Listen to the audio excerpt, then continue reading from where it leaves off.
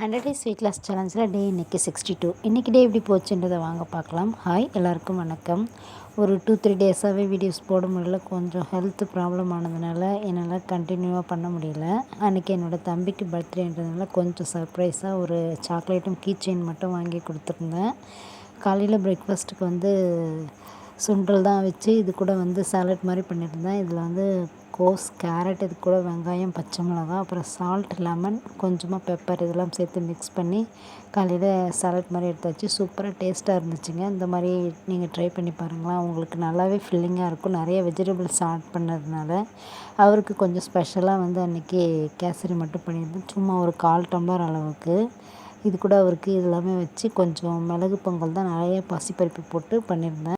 கொஞ்சம் throat இன்ஃபெக்ஷனால் voice கொஞ்சம் ஒரு மாதிரியாக இருக்குது, அட்ஜஸ்ட் பண்ணிக்கோங்க. என்னோடய தம்பிக்காக பண்ணியிருந்த இந்த ஸ்பெஷல் பிரேக்ஃபாஸ்ட் எப்படி இருந்ததுன்றதை கமெண்ட்டில் ஷேர் பண்ணுங்கள். மதியம் அவனுக்காகவே கொஞ்சம் மீன் வாங்கிட்டு வந்திருந்தேன். மீன் குழம்பு, அப்புறம் மீன் ஃப்ரைலாம் பண்ணியிருந்தேன். நான் காலையிலேருந்து எதுவுமே சாப்பிடல.